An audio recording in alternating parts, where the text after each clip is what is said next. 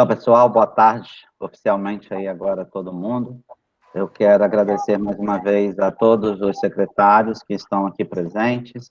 Nossa reunião hoje ela está um pouco mais ampliada, né? Nós estamos realizando esse momento com os dirigentes municipais de educação, técnicos das secretarias municipais de educação e pela primeira vez também a presença de procuradores, né, ou membros do jurídico dos municípios, né? Dizer da nossa o nosso sentimento, né, de dever que está sendo cumprido, no sentido de estar proporcionando este momento aos municípios. Nós já vamos para várias reuniões, e aí sempre trazendo, já trouxemos o Ministério Público, o secretário de Estado, e hoje aí com a presença ilustre do nosso primeiro amigo, mas aqui hoje numa posição que a gente vai respeitar, né, muito mais como conselheiro estadual, né, do Tribunal de Contas do Espírito Santo, ele que sempre foi parceiro aí da Undime, participando dos nossos eventos, enquanto esteve como deputado, Rodrigo Coelho. Rodrigo, seja bem-vindo a essa tarde de encontro nosso aqui. Esse era um momento muito esperado por todos os secretários, né, para a gente ter um diálogo que você começou a sentir o drama aí de desespero de todo mundo, né, e está com vontade, às vezes, de colocar os caderninhos na sacola e rapar fora, né? Usando uma expressão bem popular, né? Mas, como disse a Alice, nós aqui somos guerreiros, né? E a gente vai ali mantendo firme neste propósito. Então, dizer a todos que sejam muito bem-vindos a este momento. Quero agradecer também a todas as palavras que já foram ditas aqui na inicial, que estão registradas no chat, né? Agradecendo aí ao Undime, de um modo geral, por estar à frente, conduzindo esse trabalho. Dizer para vocês que não está sendo fácil, né? São muitas reuniões. Eu quero aqui também deixar registrado o meu agradecimento ao André, né? Que agora eu tenho demandado bastante o André. Hoje mesmo nós tivemos 2 reuniões já pela manhã com a Nacional, nos mesmos horários, então eu tive que participar de uma, ele participar de outra, então a gente está dividindo aí o pão também das angústias, e eu quero agradecer então ao André, que tem me dado suporte também como vice-presidente, né? Dizer aí que nós publicamos no grupo a nossa webinar de amanhã, eu já vou fazer essas comunicações agora no início. Então, amanhã, a gente sabe que é um feriado, mas no momento que nós conseguimos também um diálogo com os pais.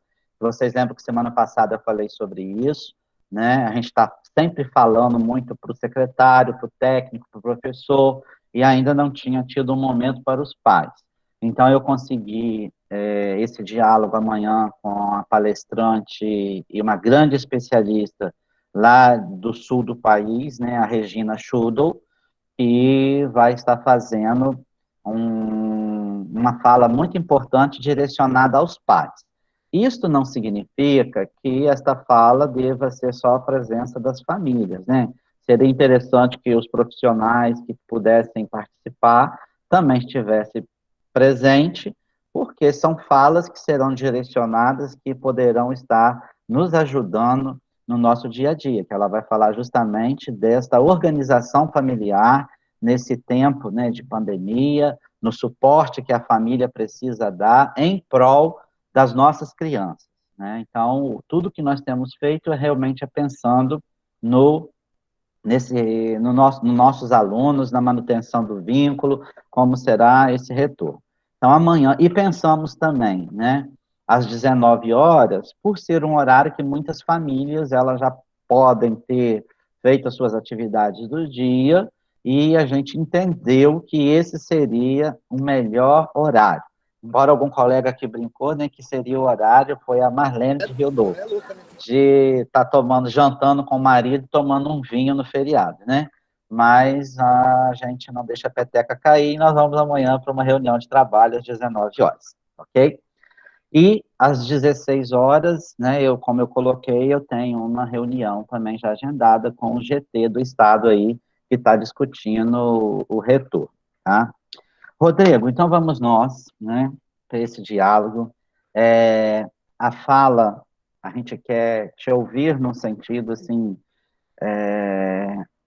eu vou te colocar as nossas angústias, né, de forma que você vê qual a condução que você vai dar aí, né, dentro do que está sendo posto, né. A educação, eu digo que ela tem sido, nesse momento, eu sei que para a saúde não está fácil, né? A assistência social também tem tido uma demanda muito grande, e você, inclusive, também, que já foi secretário de assistência, mas para a educação, que nós temos aí um contingente, uma folha de em torno de 45% de uma folha de um município, então nós temos um grande contingente de servidores, as nossas políticas públicas que a gente estava pensando, né, para a educação, projetos, formações, contratos, e qualquer secretaria de educação do município, pelo menos é aqui no meu município o que fala, né?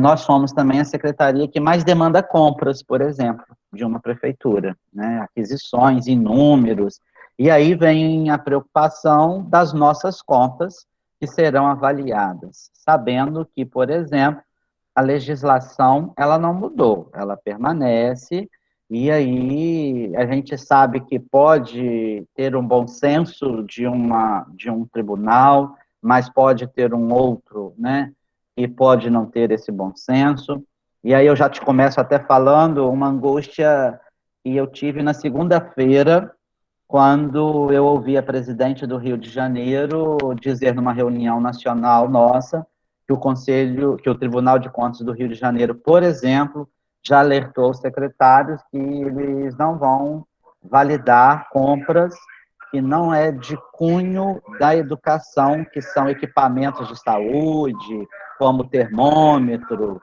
como mundiais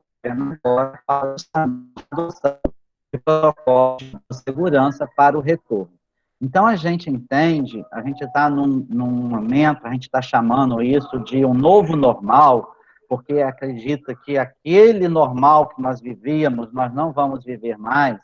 Então, dentro desse novo normal, tem muita coisa que não era do campo da educação, mas que vai passar a ser do campo da educação, visando dar, eu não vou falar garantias, mas visando dar uma possível seguridade de trabalho ao profissional da educação, bem como aos próprios usuários da educação, que são os nossos alunos, né? Tendo em vista que nas escolas nós concentramos um grande fluxo de pessoas diariamente. Então, eu começo colocando essa diretriz para você. Contas. Como pensar em contas, tá? Num cenário como este, né? Pois os secretários de educação, eles estão entrando basicamente em desespero, considerando, inclusive, que o próprio Ministério Público tem solicitado várias cobranças da gente, de como que nós estamos procedendo. Então, o cenário de insegurança é muito grande, né? E dentre eles, neste momento, que está afetando o Espírito Santo como modo geral, também são os contratos trabalhistas, onde muitos municípios estão tendo que adotar, né, em virtude da queda de arrecadação, a decisão de estar cessando os contratos. E aí também vem uma preocupação em cima disso. Índices, 25% de educação, lei de responsabilidade fiscal. Ou seja, eu te coloquei um panorama de um cenário educacional que nos aflige diariamente. E aí, diante deste cenário, eu acho que você tem um contexto para fazer aí uma fala para a gente como conselheiro do Tribunal de Contas do Espírito Santo. A fala é com você. Bom, boa tarde, Vilmar. Primeiro eu quero agradecê-lo pelo convite, agradecer também a Adenilde, que teve contato conosco, a Elânia, e dizer da felicidade que é compartilhada esse encontro no dia do aniversário da Elânia, pelo que eu tenho percebido, desejar a ela muitas felicidades. Que Deus abençoe enormemente a sua vida e a de sua família. Agradecer o carinho que vocês todos sempre tiveram comigo ao longo desse tempo, agradecer a confiança de podermos conversar aqui neste momento. Eu quero registrar com você que, além de mim, nós temos a presença do assessor de comunicação do tribunal, Rodrigo Santana, da secretária de Políticas Públicas do Tribunal de Contas, a Cláudia Matiello, a chefe do Núcleo de Políticas Públicas de Educação, a Paula Sabra, e mais duas assessoras do meu gabinete, a Eliane e a Juliana. Só para você entender quem está conosco aí, que podem ser estranhos a vocês aí na reunião, mas são pessoas que vocês, aquelas que não conhecem ainda, vão conhecer bastante, porque o tribunal está muito preocupado no sentido de estar sensível à realidade que acomete as políticas públicas de maneira diversa agora. Sejam todos bem-vindos a essa reunião. Muito obrigado em nome deles. Você já nos deu assunto para muita conversa. Exato. E eu primeiro preciso aqui fazer um alerta a vocês. Eu estou aqui em solidariedade à política pública de educação, compreendendo todas as dificuldades que vocês têm. Então, esse é o sentimento que me traz a essa reunião, o sentimento de solidariedade, da necessidade de contribuição, porque, como você disse, neste novo normal que se estabelecerá, há a necessidade de, como disse o ex-presidente Fernando Henrique numa entrevista recente, de inventar um futuro novo. Também. E a invenção é uma coisa que não existe, e essa inovação vai nos requerer de nós todos criatividade, mais solidariedade, capacidade de escuta para poder assimilar aquilo que os diferentes vão colocar, e aí essas diferenças podem, unidas, dar uma boa solução ou dar alguns caminhos para que possamos seguir. Então, o meu espírito é de solidariedade com vocês neste momento. Uma questão importante, a segunda questão importante que precisamos tratar eu tenho um papel no Tribunal de Contas de juiz das contas. Então, eu tenho um limite até onde eu posso caminhar com vocês.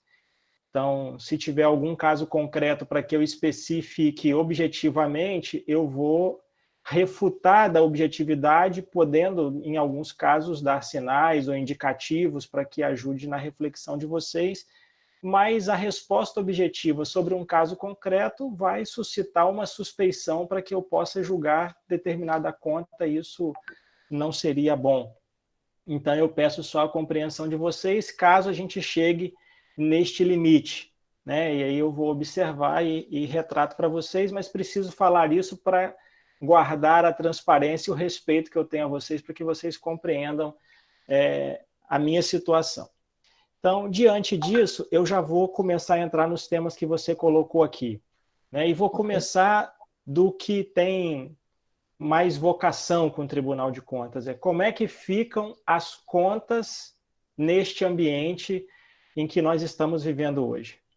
Primeiro, eu preciso diferenciar as contas para vocês, até porque nós podemos ter aqui secretários que têm desconcentração administrativa, então é responsável pelas contas de gestão da pasta de educação, tem secretários que respondem nas contas, quem responde pelas contas de gestão da secretaria e todas as outras é o próprio prefeito, pela não desconcentração ainda da política de educação. Então, nós dividimos as contas em duas: contas de governo, contas de gestão. Contas de gestão são aquelas que vão analisar os atos de gestão, como você comprou, se teve superfaturamento ou não, questões relacionadas a este universo.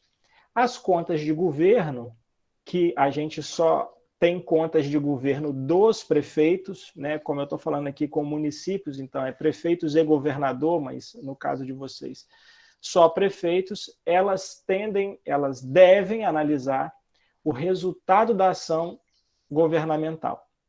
Então, ela teria que avaliar o resultado da política de educação. Você pensa assim, o quanto eu atinjo no IDEB diz respeito ao Tribunal de Contas? Diz. A gente pouco viu isso ao longo do tempo, mas isso diz respeito ao Tribunal de Contas. Então, é só para vocês terem compreensão das duas questões que se colocam aqui. E neste ambiente de contas, nas contas de governo, nós observamos os índices, Vilmar, que você colocou, os 25% da educação, os índices da LRF. E o Tribunal de Contas do Estado do Espírito Santo tem sido muito dedicado à observância desses índices, porque é papel do Tribunal de Contas ser guardião da LRF, da Lei de Responsabilidade Fiscal. Foi aos tribunais de contas que essa delegação foi feita de guardar a Lei de Responsabilidade Fiscal. Acontece que, no advento da calamidade pública decretada, muitos artigos da Lei de Responsabilidade Fiscal foram flexibilizados, de modo que nós vamos observar, porque nós não queremos que os municípios, por conta dessa situação diferente, incomum que nós estamos vivendo, carregadas de dificuldades, faça com que os municípios percam a capacidade de estabelecer alguma sustentabilidade no campo fiscal. Então, nós vamos observar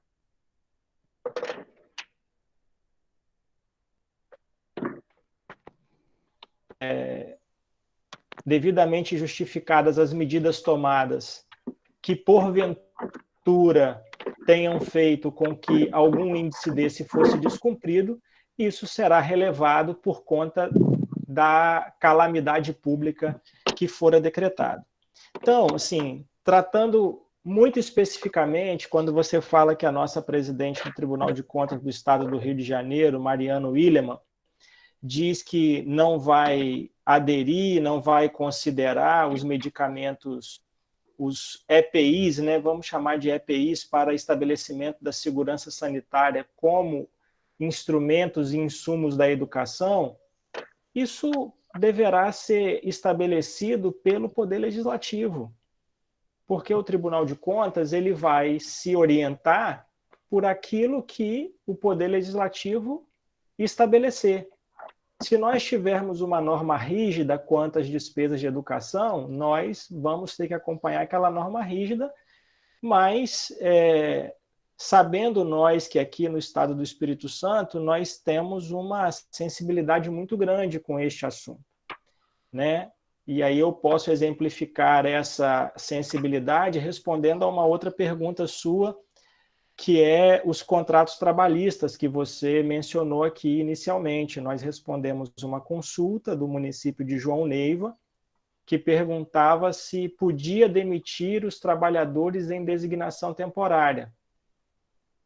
Muitos de vocês já devem ter lido o parecer, que foi o parecer consulta, que foi aprovado pelo plenário do tribunal, com um voto apresentado pelo conselheiro Domingos Taufner, que se eu pudesse resumi-lo, e aí todo resumo você corre o risco de simplificar demais, mas vou correr esse risco para tentar ser didático, né, numa linguagem que vocês entendem bem, a resposta é: vocês podem, mas não devem, porque tem uma série de outras questões que podem acometer o processo educacional.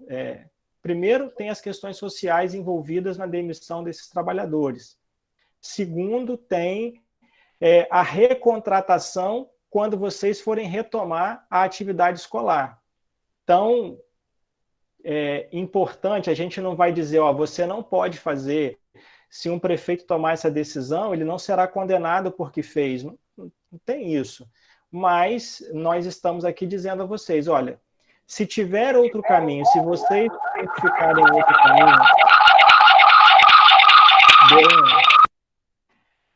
se vocês identificarem outro caminho, justificarem esse caminho, mesmo que isso exceda com uma margem de segurança, né, com a prudência necessária, vocês justifiquem e façam da maneira que acharem importante.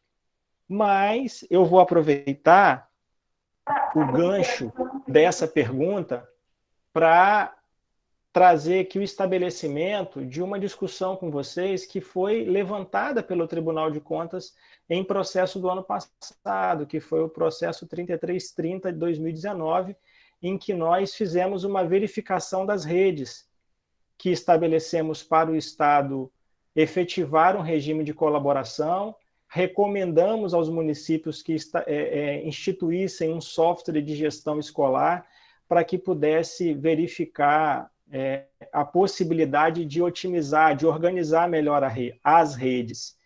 E aqui, diante da pandemia, em que vocês vão ter inúmeras dificuldades, e vou fazer um parêntese anterior, para dizer que eu não sei se é bom ou ruim ter eleição nesse momento, porque se tendo eleição nesse momento, vocês estão com o mandato no final, e são as pessoas que estão designadas para pensar os próximos passos da educação. E quando a gente fala de próximos passos, não são os próximos passos de uma corrida curta.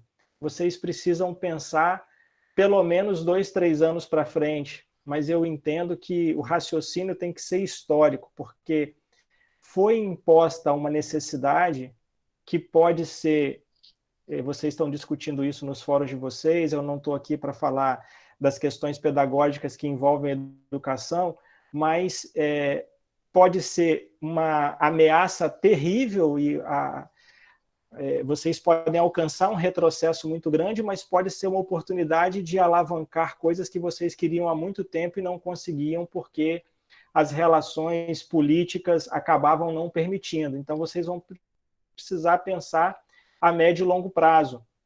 Ferramentas tecnológicas que não eram acessíveis precisarão ser acessíveis. E isso tudo tem custo. E a educação terá que ter maturidade necessária para entender que ela será, se não a mais importante política pública, uma das, porque a partir dela haverá um impulso de desenvolvimento nos seus municípios, não tenham dúvida disso, e eu estou dizendo isso porque se vocês estão estabelecendo protocolos de retorno às aulas, em que vocês vão diminuir o número de alunos por sala de aula para fazer um rodízio, que é o que eu já ouvi, se vocês vão manter um volume, uma quantidade de horas dedicada à educação remota para que os meninos tenham aí um ensino híbrido, um pouco em casa, um pouco na escola, se vocês vão mudar as características sanitárias das escolas, se vocês vão estabelecer espaços de convivência maiores, porque precisa estabelecer uma convivência com distâncias seguras, com higienização segura, tudo isso impacta em custo, mas impacta em necessidades. Por quê? Nós temos um contingente de alunos que não tem acesso a celular com internet, muito menos acesso a computador, que não tem acesso à banda de acesso à internet que chegue na sua casa dando a ele condições de participar das aulas, isso pode aumentar ainda mais as dificuldades, então os municípios vão ter que discutir a oferta desses serviços, e isso vai começar a discussão por conta da necessidade dos alunos, mas vai impactar a vida social das pessoas, porque se você melhorar o acesso à internet em Jerônimo Monteiro, em Bom Jesus do Norte, em Alegre, em São Roque do Canaã, em Mucurici, em Mantenópolis, em São Mateus, muitos trabalhadores também não precisarão migrar para a capital para exercer sua atividade laboral, porque muitos trabalhadores a desempenharão por atividade de home office, por atividade remota, mas o que vai trazer motivação para que seja ofertada essa infraestrutura nas cidades será a necessidade de escala que os alunos da rede pública necessitarão. Alunos da rede pública que nas cidades de médio porte, cidades de médio e grande porte, que têm escolas privadas, vão ainda ser mais incrementadas de demanda, né? Vocês vão ter mais alunos, porque muitos pais, por conta desse momento que estão vivendo, estão tirando os alunos da rede privada e vão migrar para a escola pública.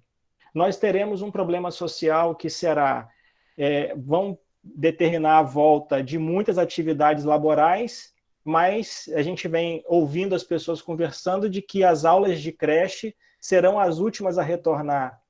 As mães, que são as trabalhadoras que precisarão voltar, não terão com quem deixar as crianças, caso isso se configure dessa maneira. Então, vocês vão ter que fazer um rearranjo total de como ofertar, porque se o modelo de escola tem que mudar, muda tudo, mudou tudo, não muda pouca coisa. Vai mudar como vocês vão contratar nas redes de vocês, porque os professores, eles estão formados para dar educação à distância ou educação remota, porque muitos não gostam desse termo, ou ofertar educação com mediação de tecnologias, como eu vi um membro recente do Conselho Nacional de Educação dizer, os professores não estão preparados para isso, eles terão que ser formados. Os municípios individualmente terão capacidade de formá-los por sua própria conta? Muitos não. Por quê? Porque a arrecadação está caindo.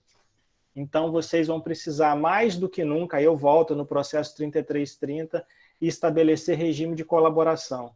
E aqui, preciso dizer a vocês, a primeira coisa que eu entendo, e aí vou dizer a vocês, não na condição de juiz, porque isso é uma escolha que vocês vão fazer e vocês não serão julgados pela escolha como se fosse uma escolha binária. Isso aqui te condena, isso aqui te absolve. Vocês têm várias escolhas que poderão fazer. Mas eu entendo que nessa escolha que vocês devam fazer, é preciso que vocês definam claramente as responsabilidades. Então, essas etapas concorrentes que acontecem na educação nos territórios, ela vai prejudicar vocês na otimização dessas redes, na especialização, no treinamento que vocês vão dar para os seus professores. E eu sei que muitas das dificuldades que moram nessa responsabilização efetiva e objetiva é o fato de você ter remunerações diferentes entre as redes do Estado e dos municípios, muitas vezes. Então, é preciso observar isso. É preciso observar para chegar o mais perto possível, porque não dá para toda a conta ficar com o professor. Nós também entendemos isso. Então, na hora de avaliar as contas de vocês, todos esses parâmetros deverão ser analisados. Agora, também não dá para os municípios atenderem a demanda na pressão, porque muitas vezes o município não tem condição de abrir uma determinada turma para uma determinada etapa, mas como a demanda está perto do município, ele acaba absorvendo aquilo porque o Estado não atendeu na velocidade que precisava, ou porque as pessoas não conseguiram apresentar essa demanda para o Estado, ele não conseguiu nem analisar essa demanda. Então, essa colaboração precisa ter as responsabilidades estabelecidas muito claramente. E aí desafios enormes serão apresentados, e um deles eu apresento para vocês, que é a educação no campo. Em algum momento, nós podemos conversar mais efetivamente sobre isso. Eu entendo que, para a organização da educação camponesa, nós precisamos garantir que exista um currículo voltado para a cultura camponesa, e não necessariamente a oferta e as escolas que ofertem essa modalidade de educação esteja adstrita ao município.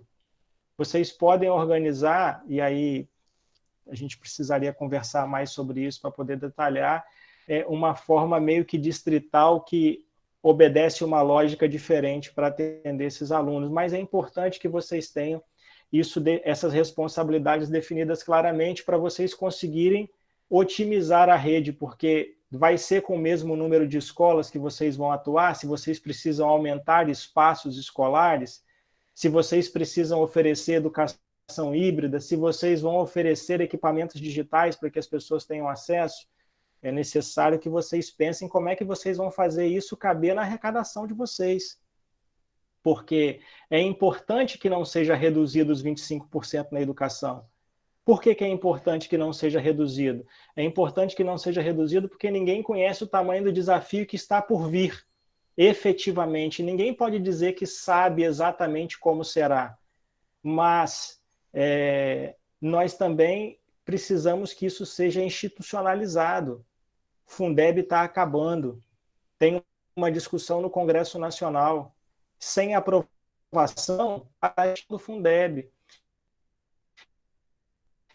Então, tem um conjunto de pessoas que está em Brasília, o estabelecimento do financiamento da educação. É importante que vocês pensem na base como que vocês vão organizar-se para que tenham condições de receber e implementar os recursos recebidos.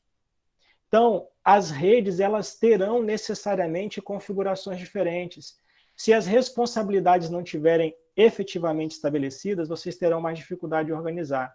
E outra coisa que a colaboração deverá fazer é a colaboração horizontal, que é entre vocês, estabelecer formação de professores meio que consorciadas, vários municípios estabelecendo uma mesma formação de professores. Vocês vão precisar pensar muito fora da caixinha de vocês para preparar esses professores para o novo tempo, para esse novo padrão de aula. Vocês vão ter que pensar a rede de profissionais. O profissional que vai dar aula na sala de aula é o mesmo, o professor que vai dar aula na sala de aula é o mesmo professor que vai dar aula remota? A plataforma de aprendizagem que ele vai utilizar, como que vai se verificar? Isso vocês precisam definir e vir conversar com a gente para a gente compreender como é que isso vai acontecer para poder julgar bem as contas de vocês. Porque essa discussão está acontecendo e ela terá um impacto nas contas, efetivamente, de maneira inequívoca. Mas como que isso vai se dar? Né? O planejamento, eu vou usar uma expressão aqui, não me entendam mal, não entendam como uma crítica a vocês, porque eu acho que vocês não são aqueles que deram causa a isso que acontece. Mas é importante a gente trazer o problema. A rede educacional que nós conhecemos, e nós vimos isso no processo que nós conduzimos no tribunal ano passado, ela, por muitas vezes, fez com que nós tivéssemos um universo de pessoal, de escolas, de unidades escolares, maior do que é necessária, por conta dessa... É uma comunidade que abriu uma escola lá há muito tempo atrás, mas que você não consegue fechar porque as relações pessoais, as relações comunitárias te impedem. É aquela comunidade que quer queimar o pneu e o secretário não consegue tomar uma atitude porque o prefeito não vai permitir, porque isso tem uma repercussão política muito forte. Então, lidar com isso, e é claro que cada rede lidou de uma maneira diferente, não é toda a rede que tem excessos, mas a gente viu muita ociosidade em muitas escolas, em muitos municípios. Isso acaba fazendo com que o problema dos contratos trabalhistas ficassem do tamanho que ficou. Né? Porque se as redes estivessem otimizadas, enxutas, o impacto disso poderia ter sido menor. Então, o trabalho do dia seguinte para o julgamento das contas, ele deverá observar essa questão que nós estamos aqui comentando com vocês. Então, o regime de colaboração que está citado e previsto na LDB, que está citado e previsto muitas vezes no Plano Nacional de Educação, que não deverá ser rasgado, apesar de muita gente achar que agora a gente não tem como cumprir Plano Nacional de Educação, Plano Municipal de Educação. Eu acho que nós temos que observar que isso deverá ser cumprido efetivamente pelos municípios, mas refletindo muito sobre essas necessidades. Eu também sei que, eu disse lá na frente, que a educação vai ter que ter maturidade de perceber que será indutora de muitas mudanças que acontecerá na vida social, mas terá de ter a humildade de perceber que essas coisas não se resolverão sozinhas. E por que eu estou dizendo isso aqui, correndo o risco de ser mal interpretado às vezes? Porque há um conjunto de pessoas que entende que todos os problemas de um aluno devem ser resolvidos na escola. E tem problemas que ultrapassam a capacidade dos profissionais adstritos da educação. Aí você convoca profissionais de outras políticas para dentro da escola. Você convoca o assistente social da escola, porque você tem um aluno que você não sabe como é. Você convoca um psicólogo para dentro da escola e você vai disputando a folha de pagamento desses profissionais com os profissionais da educação, porque ele passa a ser um profissional da educação trabalhando na escola. Só que, como disse o Vilmar, eu fui secretário de assistência social. O trabalho do assistente social, especificamente, em via de regra, de maneira geral, é no acompanhamento familiar. Você não precisa fazer que esse acompanhamento aconteça com o aluno na escola, você precisa que o acompanhamento seja na família do aluno. Se você traz esse profissional para dentro da escola, você meio que engessa ele e deixa de permitir que ele esteja lá na assistência social cumprindo esse papel. Se o seu pedagogo conseguir identificar isso, se relaciona com o da assistência social e faz a assistência social atender esse rapaz, esse menino, essa criança, a família dessa criança, que pode estar trazendo no seu convívio familiar transtornos para a aprendizagem. Então, essa cooperação vai ser importante, porque hoje a gente tem uma cultura de compartimentalizar as políticas públicas e a gente precisa descompartimentalizar. Eu vou dar um exemplo que chega ao tribunal de novo, porque é onde eu estou sentado. Nós temos hoje, o Espírito Santo é o estado mais transparente no tratamento à Covid-19. Está sendo levado em consideração os dados da educação? Não. Porque para a Covid-19 só importa os dados de saúde. Como é que eu posso analisar a realidade dos meninos e meninas que precisam ter acesso à educação, como eles estão fazendo? Como é que a gente consegue dar luz à necessidade que vocês estão tendo, se essa cobrança por transparência ela está, mais uma vez, adstrita a uma política pública só, que também não dará conta de toda a solução? Porque a saúde vai tratar o paciente, ok, mas as outras políticas poderão ser agentes de prevenção. A informação bem dada na escola é uma excelente prevenção. A informação bem dada pela visita domiciliar do profissional da assistência social é uma excelente prevenção. Então, vocês vão precisar fazer uma grande articulação nesse todo para conseguir efetivamente otimizar os recursos para conseguir estabelecer as contas. Então, o pensamento é a longo prazo. Vocês não têm que se preocupar, a meu juízo, com as contas como se isso fosse a última coisa do mundo no dia a dia de vocês. Vocês precisam tomar boas decisões, que as contas serão consequências disso. O que é importante para nós? Que tudo seja justificado. A lei de introdução às normas do direito brasileiro, que nós utilizamos muito, fala que vocês só podem ser condenados por dolo, ou seja, se fizeram atividade de má fé ou erro grosseiro.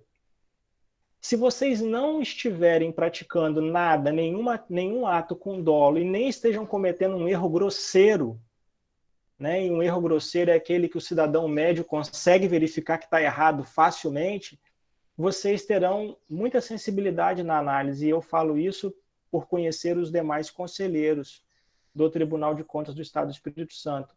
Só que o Tribunal de Contas, assim, eu estou tratando aqui de vários cenários com vocês para tentar sugerir a vocês o quê?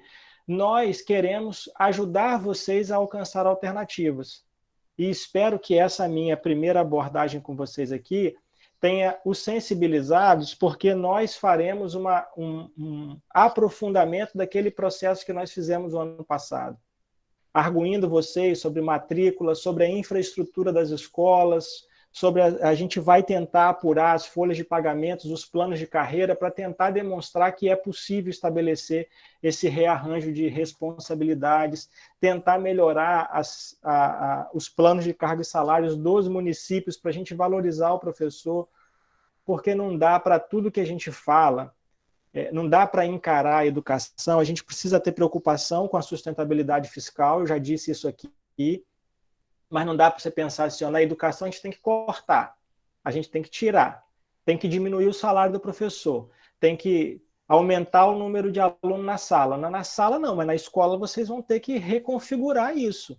Por quê? Porque a conta vai precisar fechar, vocês vão ter que estabelecer como é que os professores vão ficar na sala de aula e aplicando educação remota, mas isso, com especialização de vocês, a sua rede está especializada em que etapa do ensino? Há evidências claras de que a responsabilização melhora os índices do IDEB, os índices de aprendizagem. Olha para o Ceará, as redes são especializadas. É verdade que lá os municípios ficaram com tudo. Olha para o Paraná, lá as redes estão especializadas e lá a fração de responsabilidades. Vocês precisam estabelecer qual é a escolha da responsabilização e começar a trabalhar nessa direção, para que a gente possa fazer as cobranças efetivas a partir disso. Eu abordei inicialmente os temas que o Vilmar me colocou. Despesa com medicamento e EPI para segurança sanitária, que eu falei aqui, é preciso que vocês tenham claro quais são as despesas características da educação, e isso acontece muito no ambiente legislativo. Evidente que quando vocês comprarem, como eu disse, justifiquem, se não tiver dolo ou erro grosseiro, o tribunal tende a avaliar com muita sensibilidade.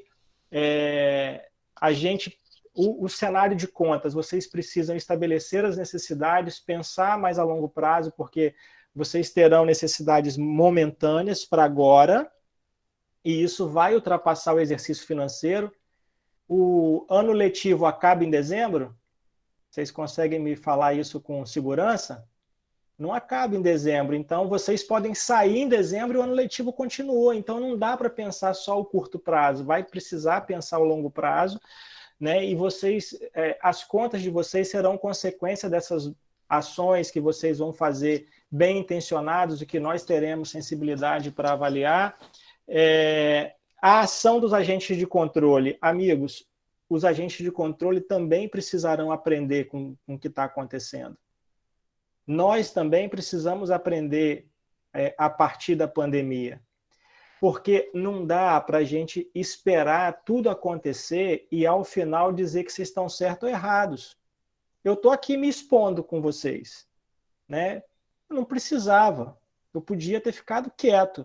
Mas por que eu estou aqui me expondo com vocês? Porque eu acho que, como eu disse no começo, talvez um pensamento que seja uma centelha de luz encontra um pensamento que é altamente inflamável, a gente dá uma boa combustão.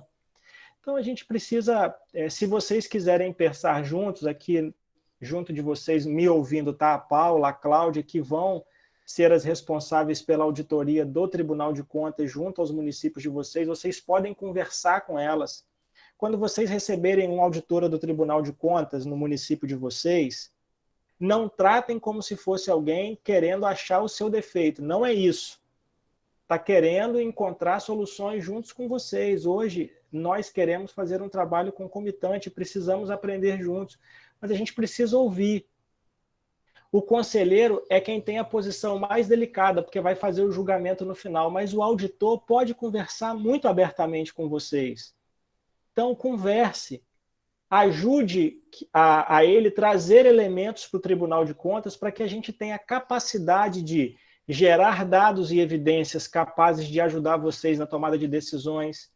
Porque tem decisões que vocês tomam que levam em consideração a necessidade por educação dos filhos dos municípios de vocês, mas vocês não conhecem as informações de todos os atores que ofertam educação no município de vocês. Vocês não sabem qual a capacidade do Estado efetivamente para ofertar educação no município de vocês. Então, talvez a gente tenha que gerar dados com evidências para demonstrar isso.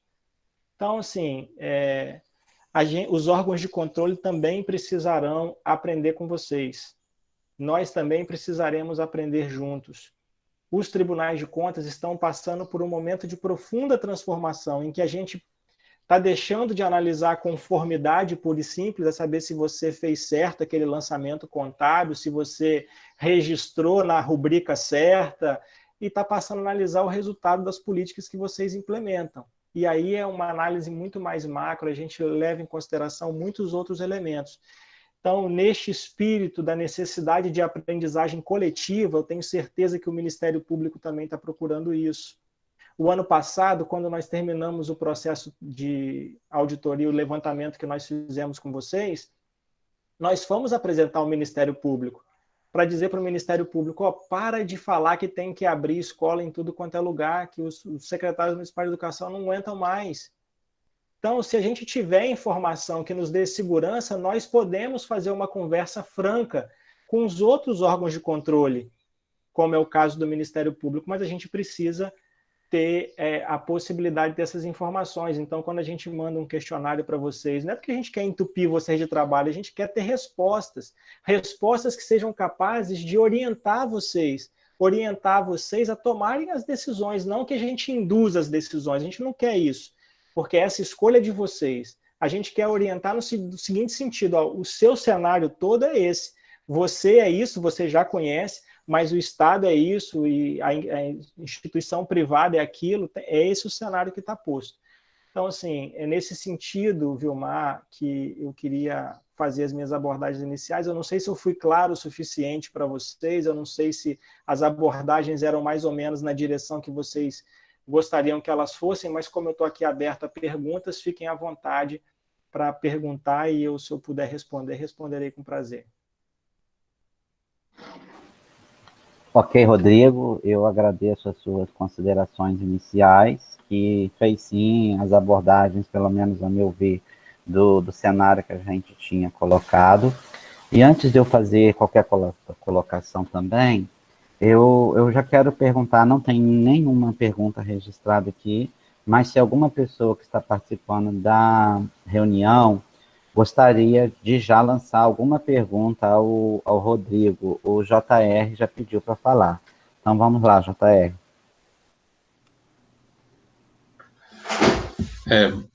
Boa tarde, pessoal. Boa tarde, Rodrigo.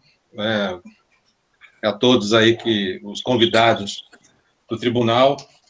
É óbvio que a gente ouve você falando, assim, Rodrigo, deixa a gente um pouco mais aliviado, mesmo sabendo dessa questão que não é oficial, né? Algo oficial, sabendo da sua competência enquanto conselheiro, mas a gente fica ali, de certa forma, bem tranquilizado, até porque você usa muito bem as palavras nesse sentido.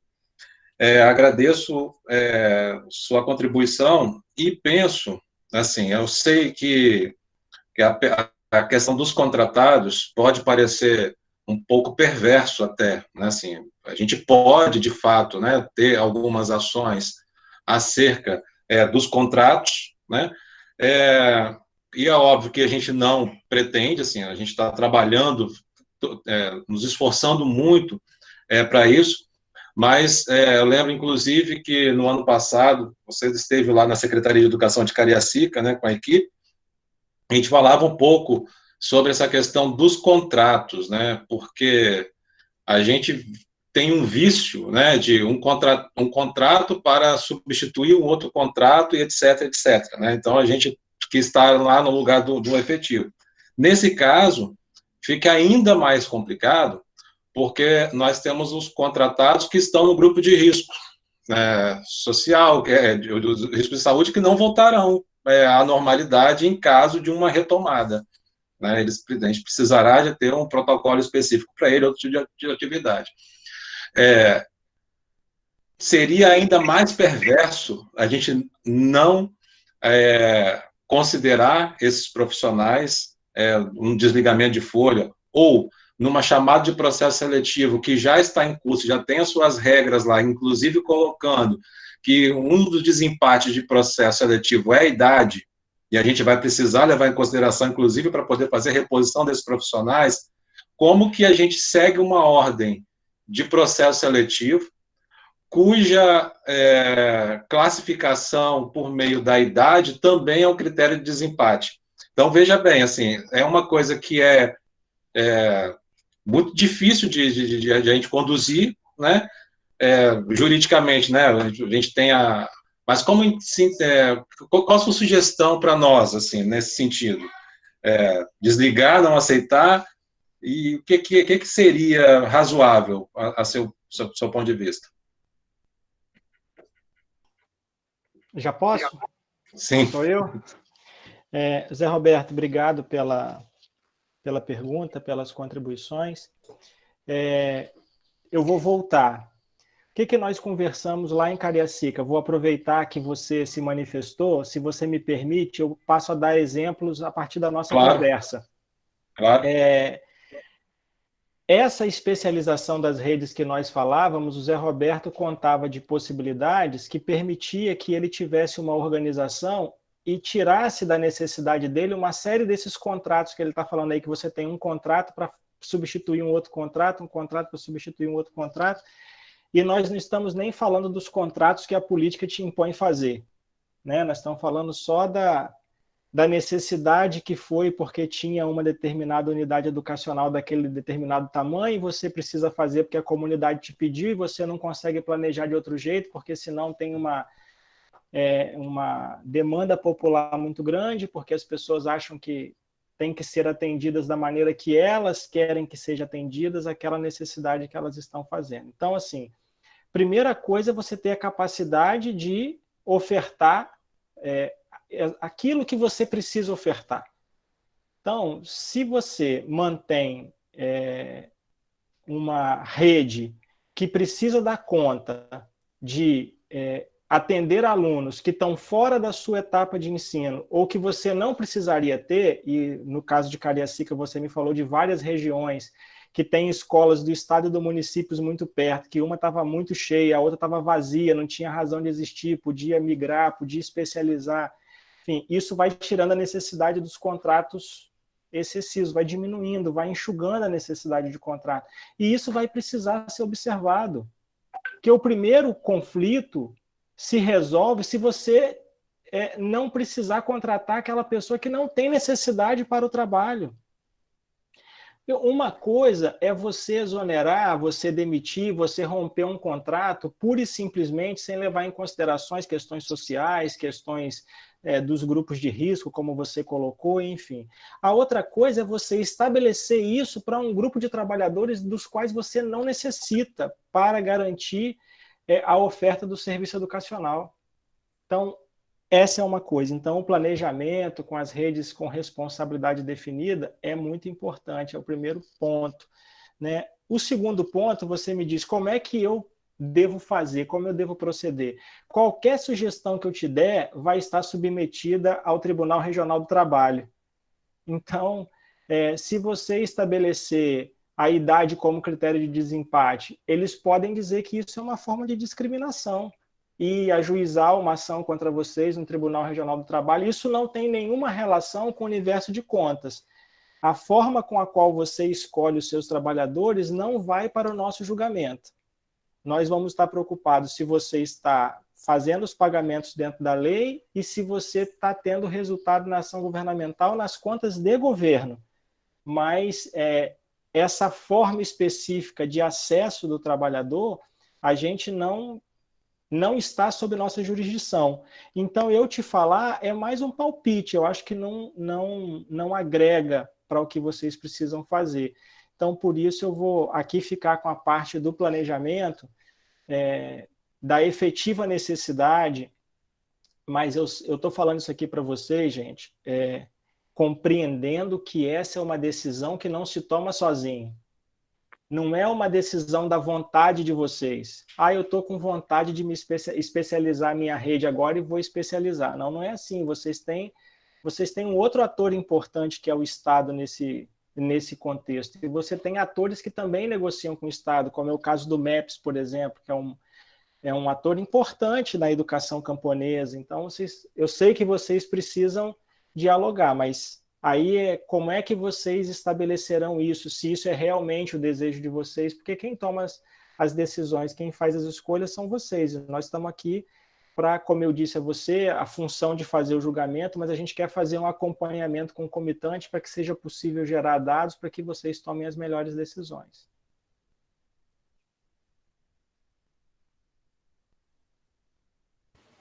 Ok. Essa situação que o JR trouxe, né, ela realmente é preocupante para a gente, considerando aí os critérios já estabelecidos e que não pode julgar as nossas contas, talvez nessa linha que o Rodrigo colocou, mas acaba julgando de uma outra forma, porque, indo na linha de raciocínio do JR, se a gente, para não encontrar barreira com, vamos supor, com o Tribunal do Trabalho, você pode ter um profissional que ele vai assumir e dá 10, 15 dias depois, ele entra com um processo falando que ele é grupo de risco, né, e que vai me gerar outro problema. E aí, não só um problema trabalhista que eu penso, acarreta um outro problema que seria o pedagógico. Um aluno que já teve várias interrupções, ele já começou com um professor, ele foi para outro professor, e aí vai tendo aquele rodízio pedagógico, né? Então, isso é um outro problema que eu, enquanto secretário de Educação, inclusive, sempre debato sobre isso, de ter o olhar, né? A nossa pasta é muito diferente do que todas as outras que você lida ou com máquina ou com uma outra situação, mas nós lidamos o tempo todinho com vidas, né? Que é a razão de ser que nós estamos ali. Mas, Rodrigo, eu complemento, eu gostaria que você tentasse, assim, de repente, ser até um pouco mais detalhista sobre esse ponto, no sentido do que essas novas contratações poderão acarretar. Principalmente no sentido, porque nós poderemos enfrentar essas dificuldades. Nós temos, eu estive conversando com o JR outro dia, até mais ou menos nessa linha, que na educação, enquanto se discute, né, JR, que foi basicamente isso que nós falamos, enquanto há uma defesa que se tem que demitir, pelo contrário, na educação nós vamos ter que falar assim, nós vamos ter que contratar mais, justamente por esse processo. Então, é uma situação contraditória. Às vezes nós somos vistos pelos nossos colegas, secretário de Fazenda, de administração, mas peraí, o que está acontecendo aqui? Nós estamos numa crise, arrecadação caindo, e você vem me falar que você tem que contratar. E ainda mais num processo de ano eleitoral, né? Como você mesmo colocou. Nós não sabemos se nós, possivelmente, se somos nós que vamos entrar um ano vindouro. Então, quer dizer, no meio do caminho, essa pedra poderá ser trocada, né? Mas aí tem toda uma situação.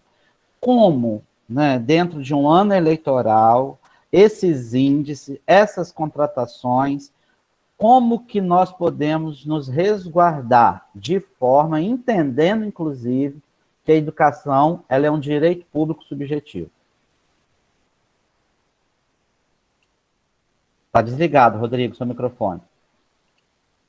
Bom, a educação de qualidade é um direito público objetivo. Às vezes você traz subjetividade na forma, mas o gestor ele não pode escolher deliberadamente não prover educação de qualidade. Isso é um compromisso. O sujeito escolheu disputar a eleição para prefeito, para governador, ele tem que saber que implícito na escolha dele está o fato dele ter escolhido prover educação de qualidade, oferecer saúde às pessoas, enfim, essas questões que são garantidas por lei. Eu vou voltar no seu comentário sobre o servidor, que é o seguinte, aí tem uma questão, Vilmar, que é o protecionismo, muitas vezes, né? Uma coisa é você não poder restringir o ingresso, uma coisa é você não poder tratar com caráter discriminatório, a outra coisa é você não poder avaliar o trabalho de quem você contratou. Avaliar e, diante do devido resultado, quando ele é negativo, tomar as providências cabíveis. Correto. A administração pública tem muita dificuldade com isso. Então, esse é um passo que precisa de maturidade para a gente tratar, porque o servidor, ele não é servidor do governo, ele é servidor do povo. O povo tem necessidades. Se ele não cumpre o seu dever, é do povo que ele está extraindo financeiramente, ele está subtraindo do povo. E isso nós, como gestores, não podemos permitir quando nós estivermos na condição de gestor. O meu presidente, o conselheiro Rodrigo Chamon, não pode permitir que um servidor do tribunal não cumpra o seu dever e fique por isso mesmo, né? Porque vai usando subterfúgios da legislação e não me permite avaliá-lo. Essa é uma questão e eu acho que a gente precisa, vocês vão precisar, né, com a sensibilidade que é própria da área de vocês, né? Vocês têm muita sensibilidade com isso, eu sempre vejo, sempre que eu converso com gestores de educação, isso sempre é trazido com muita cautela, com muito carinho, mas eu também vejo as dificuldades de vocês em relação a isso, né? Até porque estão no ambiente político, isso precisa ser tratado. claro e objetivamente. A outra questão é, você está dizendo que vai precisar contratar mais. Vocês precisam ter certeza disso. Sim. Por quê? Por que eu estou dizendo isso? Porque agora é a hora de pensar quais são as alternativas. Como eu disse no início, eu não tenho condições de debater com vocês as questões pedagógicas.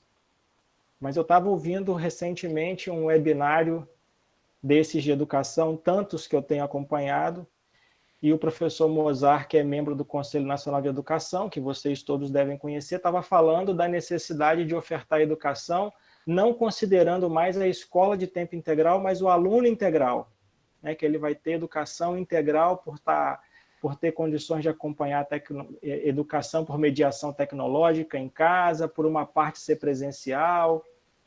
Como é que isso impacta na rede? Na rede que já tem escola nessa modalidade? Como é que isso impactaria se você especializasse a sua rede numa etapa só? Se você rediscutisse a territorialização, porque se você vai fazer fluxos temporais para que os alunos passem, se você vai aumentar, quem tiver condição, o tamanho das escolas fisicamente para poder ter circulação adequada, porque escola que você construía num bairro porque tinha uma demanda localizada lá, que era um pouquinho mais longe, que tinha que andar mais não sei quantos metros de bicicleta, porque aquela comunidade estava pedindo, eu achei uma casinha apertadinha para fazer uma escola, não vai mais. Então, como é que isso vai acontecer? Vocês vão ter que pensar isso o todo. Quando falo em pensar em longo prazo, é por isso. Porque para vocês dizerem, ó, eu vou ter que contratar, talvez vocês tenham que contratar mais no curto prazo, mas possam relativizar isso no longo prazo. Isso vai precisar estar claro, e aí o raciocínio de vocês vai precisar ser, o planejamento de vocês precisará ser muito efetivo para poder fazer esse convencimento, porque como eu disse a vocês vão ter que ter maturidade de perceber que o desenvolvimento agora, todas as outras políticas serão induzidas pela educação, a educação será indutora, porque ela terá uma necessidade de infraestrutura nas cidades que terá escala, então vocês precisam ter consciência disso. A oferta das ferramentas tecnológicas de mediação para a aprendizagem, ela beneficiará todas as pessoas, é como política de acessibilidade, você faz uma rampa para o cadeirante subir, ela é boa para todo mundo sobe aquele elevado com mais facilidade. Então, isso vai acontecer através da educação, com as ferramentas que a educação vai precisar. Mas vocês vão precisar ter um planejamento muito bem estabelecido, que passe pelas ferramentas pedagógicas que utilizarão. Mas eu insisto, vocês terão despesas novas. Como é que vai ser a formação de professores de vocês? Vai ser na mesma proporção que estava dando, com o volume de desafios que estão postos para vocês? Não será. Como é que vai concorrer isso?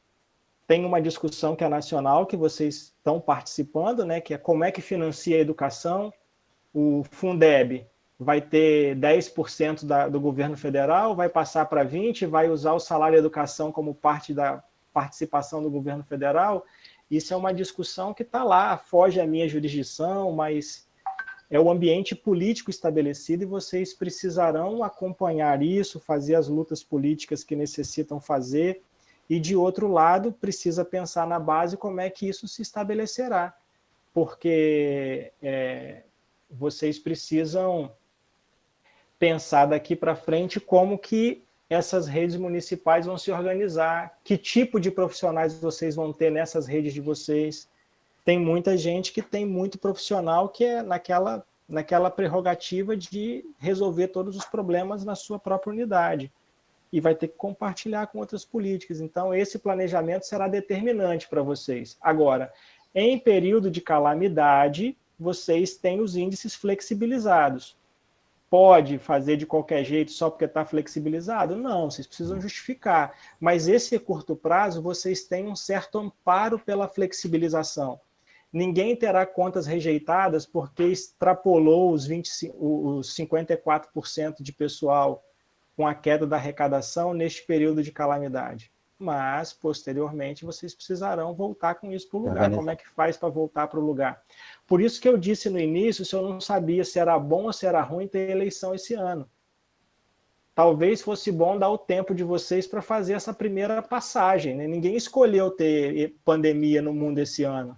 Ah, não vou prorrogar mandato porque vai beneficiar os prefeitos que estão, mas ninguém escolheu ter pandemia agora, ninguém escolheu estar vivendo esse momento. Aí você pensa, faz um planejamento extenso, chega alguém que não está contextualizado do que está acontecendo, não sabe as dificuldades que você passou, joga tudo fora e acha que vai achar soluções mirabolantes novas e vai começar tudo de novo. Aí daí a 2 anos, quando ele consegue conhecer a máquina toda, fazer um planejamento razoável, tem eleição para o governo do estado, aí tudo muda de novo. Então, assim, aí é o calendário que a gente não consegue mudar. Ok. Alguém mais, gente, gostaria de fazer alguma colocação? Eu queria, posso? Vilmar, Oi. Ô, Adriana, antes de você falar, Vilmar, vamos pedir a resposta aí para a pergunta da Nilda e do Gelson, que são 2 perguntas iguais. Aí a Adriana depois fala, pode ser, Adriana? Ok, é rápido aqui. É o Você seguinte, já localizou? já vi aqui da Nilda, se elas já são basicamente iguais. O Gelson só acrescenta aí a questão desse recurso, da pergunta dela, desse recurso poder contar dos 25%. Mas a pergunta... investimento nos EPIs para o retorno agora, Rodrigo.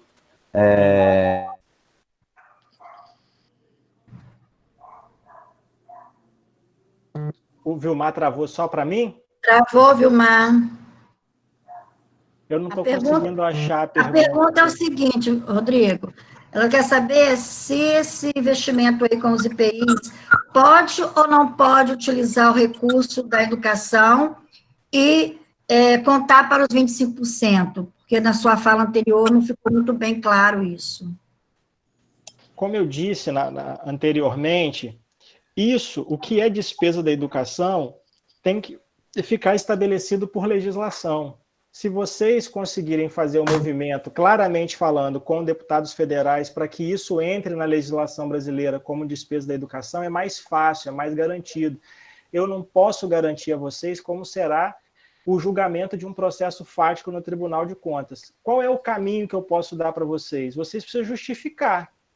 Isso aqui passa a ser despesa de educação a preço de hoje, né, sem mudança legislativa nenhuma.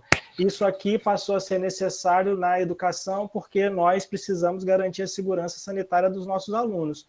Quem for avaliar, vai avaliar com sensibilidade, pode ter certeza, porque o tribunal está atento a essas questões. Então, assim, é o máximo que eu posso dizer a vocês, porque esse é um caso concreto, esse é um caso fático. Se eu disser para você, se eu der um veredito para vocês, eu posso ficar em suspeição para analisar um processo dessa natureza, entende? Então, o que eu posso dizer a vocês, com base na legislação que nós temos hoje, é justifique bem o gasto que você está fazendo para que a gente possa analisá-lo com as características da sua justificativa. Mas então, indo nessa linha, eu entendo aí a sua colocação, dentro do que você já colocou anteriormente na questão de ser o juiz, né? Mas indo nessa linha, então, a gente, se pegar o artigo 70 da LDB, que ele diz tudo o que pode, que são atividades, meios, digamos, para a concretização do processo educativo, no novo normal, né, a gente precisa garantir a seguridade no ambiente escolar do aluno, então aí eu já conseguiria, então, né, embora não esteja escrito lá as questões relacionadas aos EPIs de saúde, mas hoje, né, isso passa a ser um cenário. E a gente, inclusive, estava discutindo isso outro dia no Conselho Estadual de Educação, justamente falando que como a educação vai mudar agora e quanto ela vai se tornar, vai demandar um investimento alto, diante de todo um contexto que vai ter que ser feito, né? E eu aproveito... Me permita só um adendo. Essa sua consideração, essa sua justificativa é ótima. Eu faria isso num documento, um considerando, e faria uma consulta ao Tribunal de Contas, porque aí você teria antecipada a garantia daquilo que você deseja. Entendi. Então já fica aqui anotado que nós vamos fazer essa consulta mesmo. Porque e aí a gente dá em forma de parecer e você fica com isso garantido, né? Seja para um lado ou para o outro, você tem estabelecido qual será a visão. Ótimo. Obrigado aí já pela dica, então. Eu aproveito para compartilhar aqui que hoje eu estive participando de uma reunião nacional com 3 deputados federais, e um deles foi para falar da PL 3165, que está discutindo justamente o aporte financeiro de 31 bilhões de reais para estados e municípios, especificamente para investimento com manutenção e desenvolvimento de ensino. E a justificativa da PL, inclusive, fala justamente isso, da necessidade, né, que a educação vai ter neste momento, de ter um novo cenário, né, e considerando a queda de arrecadação do Fundeb, principalmente. Então, esse PL, né, ele fala de uma destinação aos estados e municípios, ainda no corrente ano, de uma redistribuição de uma cifra de 31 bilhões de reais, ok? Adriana. Bom, boa tarde a todos. Boa tarde para o nosso... especialmente pelas palavras aí do Rodrigo. É muito importante a gente identificar essa postura e essa atitude sensível com relação à pauta da educação. A gente tem uma preocupação muito grande, né, enquanto ordenadores de despesa, quando a gente envolve a utilização de recursos públicos, e também a gente tem uma insegurança nesse momento, em especial porque nós não contamos com nenhum tipo de apoio ou orientação nacional por parte do Ministério da Educação. A gente está completamente sós, enquanto Estado e municípios, para conduzir, para fazer todos os movimentos da educação no país, sabendo que a grande alteração de toda a legislação da educação brasileira, ela é de competência nacional, em especial do Conselho Nacional de Educação. E óbvio que a gente também lida com o que não deveria ter, que são os movimentos próprios e naturais da educação, na sua dinâmica das escolas particulares, e as especificidades e as nuances que estão colocadas na escola pública. Mas, de alguma forma, assim, reconhecer que o Tribunal de Contas ele tá sensível, né? Porque, da mesma forma que a educação está alterando toda a sua legislação para esse tempo e esse novo momento que nós estamos vivendo, e a gente certamente vai estar caminhando com isso inspirado nas experiências internacionais e nos debates nacionais que a gente está tendo a esse respeito, a gente tem certeza que o arcabouço legal que tem, sob o ponto de vista da aprovação e do julgamento das contas públicas, também está insuficiente para a especificidade do momento que nós estamos atravessando.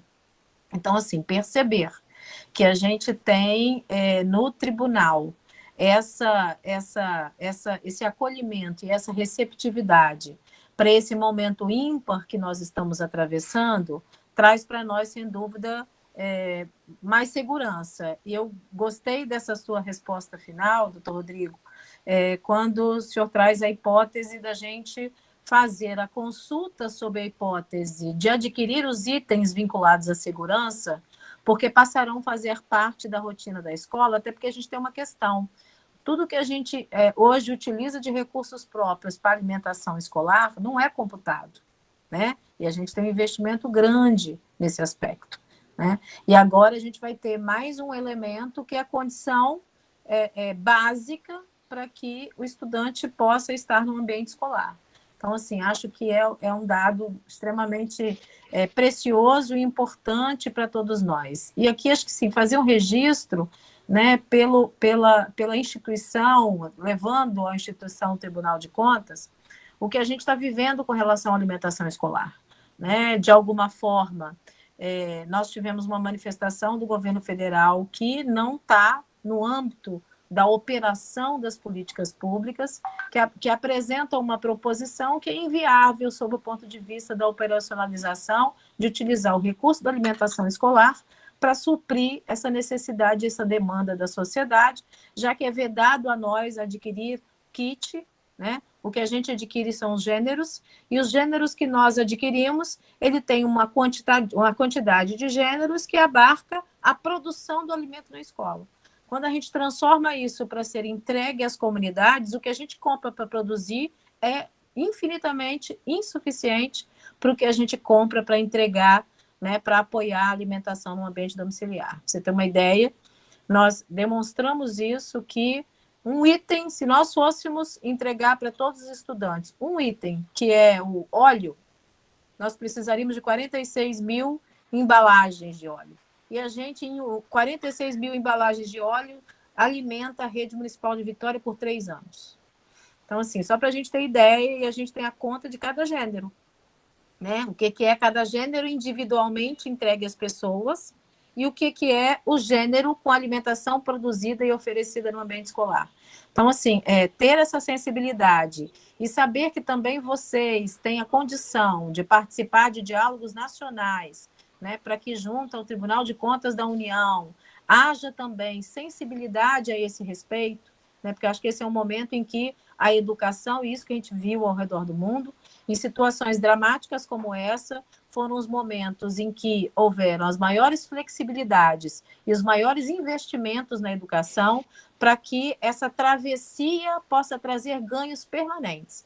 A gente não tem dúvida de que para os trabalhadores da educação nós vamos surgir de outra forma e pensar os processos educacionais. Adriana. Né? Porque entrou uma ligação aqui me atrapalhando. Desculpa. Mas muito nesse sentido, então, assim, que a gente queria dessa sensibilidade e que você, enquanto Tribunal de Contas do Espírito Santo, pudesse, em outro âmbito de discussão, até nas discussões nacionais, trazer aí uma sensibilidade maior por parte do governo federal, sob o ponto de vista do FNDE, que é o financiador da educação, né, no sentido de reconhecer esse esforço que tem que ser de todos e de muitos, para que, ao passar por esse episódio que nós estamos vivendo, a gente possa, exemplo das outras experiências do mundo, trazer mais ganhos para a educação, no sentido de levar um serviço de maior qualidade, maior receptividade e atenção aos direitos que as pessoas têm, né? Com serviço aí que possa só fazer com que essa nossa trajetória possa ser uma trajetória de aprendizagem para todos, acho que muito nesse sentido. E perceber essa sensibilidade do tribunal, quero dizer a você que traz a nós um conforto muito grande. É claro que nós queríamos todas as respostas suas agora. Pode? Não pode? Claro que a gente, né, alimenta esse desejo, mas nós sabemos também que a função que tem aí, né, é uma função que avalia o processo, o procedimento. É nele que tem que estar contido aí todas as nossas argumentações e os elementos para isso. Mas acho que agradecer muito essa disponibilidade de estar nos ouvindo, né, e a gente poder também reconhecer nessa instituição este lugar aí de acolhimento e sensibilidade para esse tempo. Ok. Adriana, eu quero primeiro lhe agradecer pelas palavras. Saiba que essa sensibilização ela não é minha apenas, ela é do conjunto do tribunal. Aqui, como eu disse, nós temos auditoras e trabalhadores do tribunal que nos acompanham, que compartilham dessa sensibilização. Para além de eu ter que falar no processo, eu seria um voto de 7, né? Então eu posso ser vencido, se eu falar uma coisa aqui, eu posso ser vencido pela decisão dos colegas. Mas 2 questões que você abordou objetivamente, que é a inserção nacional, o tribunal poder levar essa sensibilidade da demanda de educação nos órgãos federais.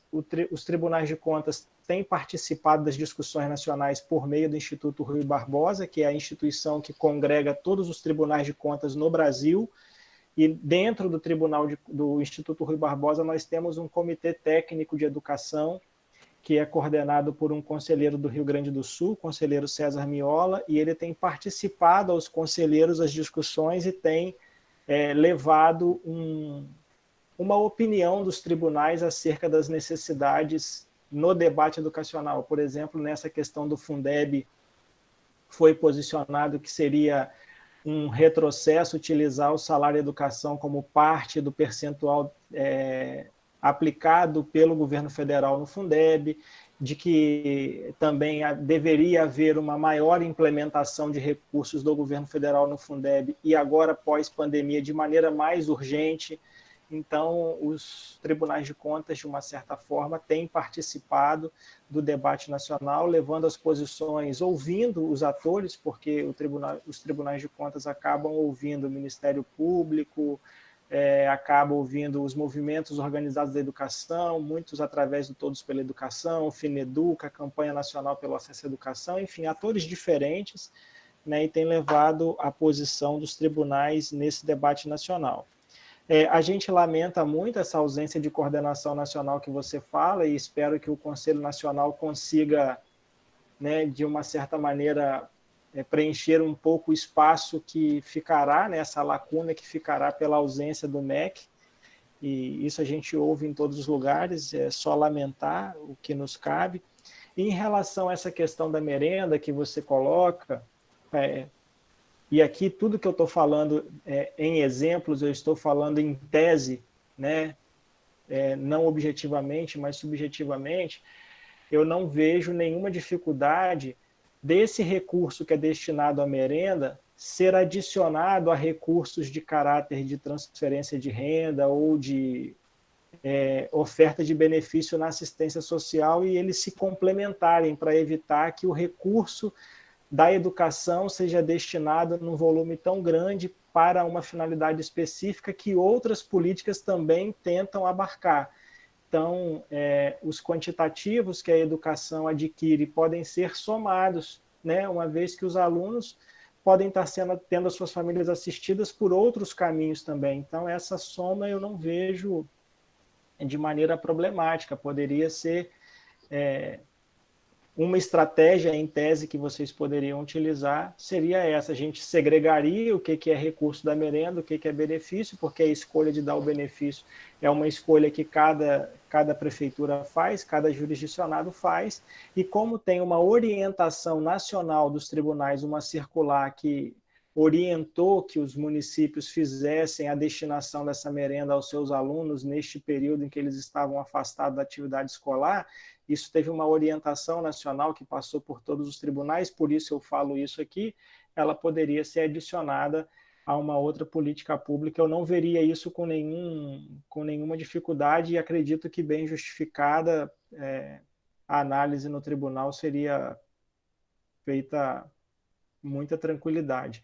Repito, eu só estou dizendo isso porque tem uma orientação nacional que chegou aos tribunais de contas, então, obedecendo a essa orientação nacional, eu entendo que esse seria um bom caminho. Não sei se respondi as questões todas levantadas por você objetivamente, mas...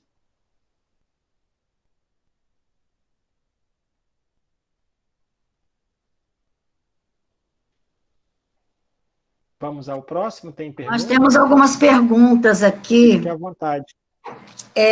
Deixa eu ver, eu consegui anotar aqui. Camila pergunta se, considerando a queda dos recursos do Fundeb, a suspensão da extensão de carga horária é uma medida viável? É uma escolha que o gestor vai tomar, mas, sem dúvida nenhuma, você pode, assim, a extensão de carga horária acontece para quê? Para você conseguir atingir presencialmente o maior número de alunos, e você pode fazer isso, você administrativamente pode fazer isso de maneira mais célere, e você tem sustentação jurídica para fazê-lo. Então, é uma medida que você pode tomar e rever no momento em que for retornar às aulas. Então, se essa foi a escolha do gestor, não estou dizendo que é para ser a escolha, estou dizendo que você tem mecanismos para fazer. A escolha é por conta dele, né? Assim, só para resguardar aí mas é uma possibilidade, ela pode escolher esse caminho. Completando a pergunta dela, a norma também, né, acho que é basicamente a mesma pergunta, ela fala dessa redução da carga horária, dos profissionais com a carga horária maior do que 25%, e aí uma redução variando entre 3% a 10%. Teria-se um percentual, poderia ser mais viável, também ficaria por conta, né, a critério do município? Percentual maior do que as Redução. 25 horas, né? Para 25 quem horas, tem porque uma você carga falou de horária. 25%. Não, 25 é um número muito 25 confuso. horas. Verdade. Não, aquele profissional que toma carga horária acima de 25 horas, né, então, a extensão de carga horária, eles se pode reduzir num percentual entre 3% a 10%. Isso aí acarretaria alguma ilegalidade? Como eu disse a vocês, vocês precisam justificar o que vocês estão fazendo, porque essa escolha, se não vai ser direcionada para alguém, se não é um privilégio para alguém.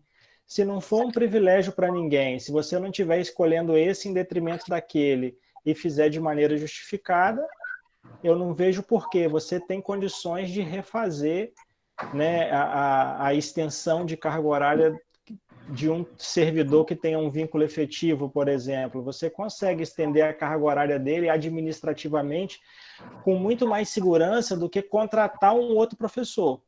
Então, o cuidado na exoneração precisa ser grande, porque como é que você recontrata depois?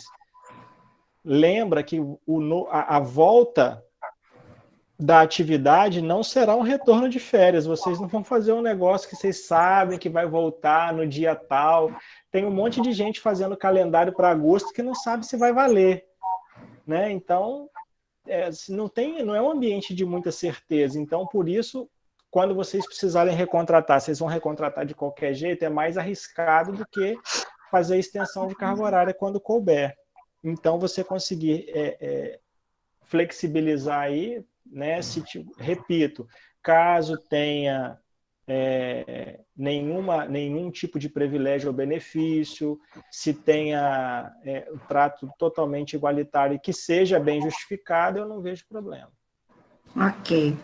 A Alice pergunta sobre, agora com esses novos protocolos, né, para o retorno às aulas, a contratação de coordenadores, novos coordenadores da escola, o aluno ao banheiro, sala para o banheiro, porque aí vai aumentar também o pessoal administrativo. Essa contratação, como é que poderia acontecer, de que forma, né, com que recurso poderia acontecer?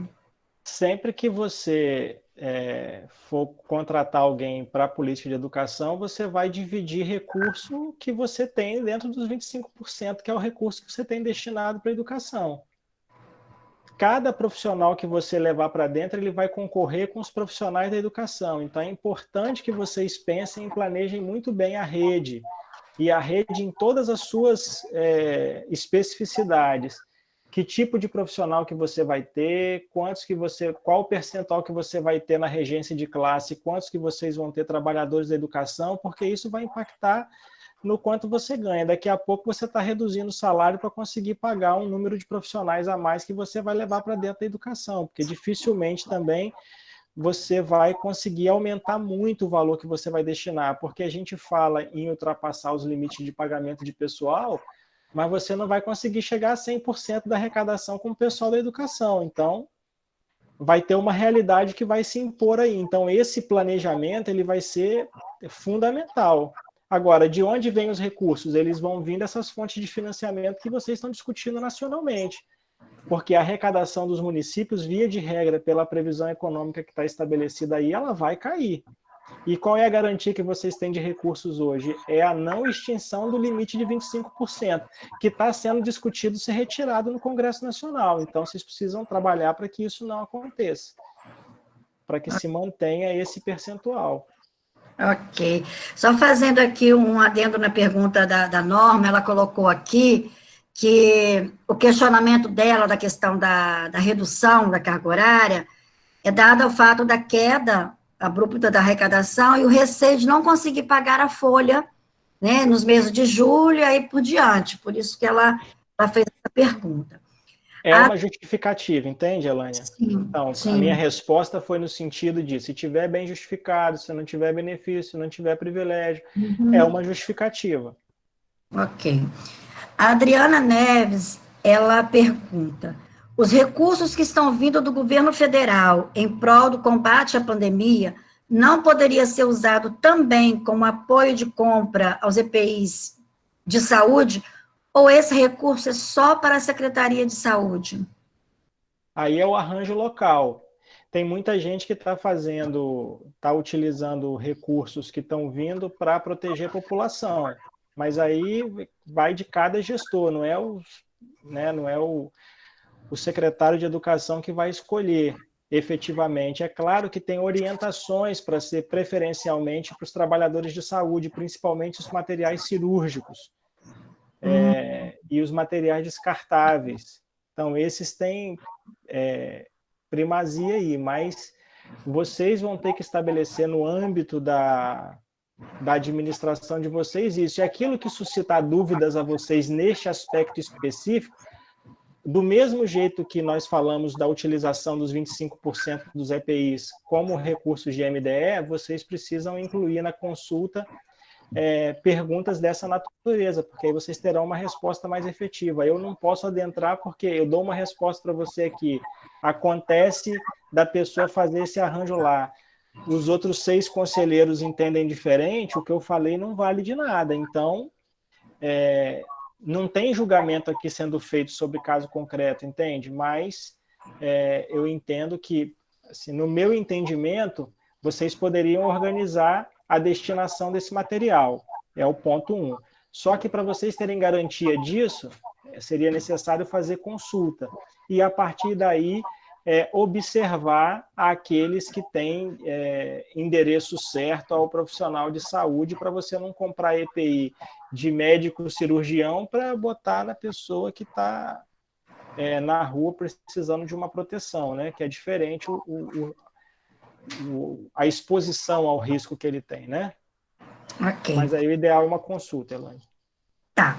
A Liliane pergunta: qual a legalidade de manter os ASGs e cuidadores contratados nesse momento onde as escolas estão sem funcionamento? Qual a necessidade? Não, qual a legalidade? Porque Tudo as escolas não têm. Para você ter essa pergunta respondida, basta você ir na consulta em relação aos terceirizados. Se você, aos trabalhadores de vínculo temporário, aliás, se você já tiver esses trabalhadores na sua rede, você justifica que tem os elementos sociais que te levaram a isso, porque isso está no parecer consulta escrito. Então, você usa isso para justificar a partir do parecer consulta que o tribunal já emitiu. Tem uma orientação que foi feita que os contratos terceirizados que vocês tiverem, as empresas terceirizadas, vocês verifiquem se os trabalhadores dessas empresas estão recebendo benefício do governo federal para serem desligados dessas empresas ou não, a redução da oferta do trabalho, a capacidade de pagamento de vocês, a renegociação contratual quando for o caso. Então, vocês têm que... A legalidade que você vai ter está justificada pelos normativos do parecer consulta, quando for o caso, e pelo vínculo contratual que foi estabelecido na assinatura do contrato que foi assinado com o poder público. O contrato é um instrumento normativo, tem ali bases que estão afirmando o que se vai fazer, e a partir daí se estabelecerá uma renegociação com ele, cada município está tratando isso de uma maneira diferente. Ok. Rodrigo, dentro disso que você colocou aí agora, inclusive, se eu não estou, posso estar errado, mas de acordo com o decreto estadual, de acordo com muitos decretos municipais, de acordo, inclusive, com a legislação federal, pode, neste momento, né, considerando que eles fizeram o contrato, como você falou, que na época eles tinham o campo de atuação, eles passaram por um processo seletivo também, pode estar sendo reaproveitado neste momento em outras demandas de trabalho, correto? Eu vou te responder te dando o exemplo do tribunal. Nós estamos alocando servidores que tinham uma função em outras funções pactuadas com eles.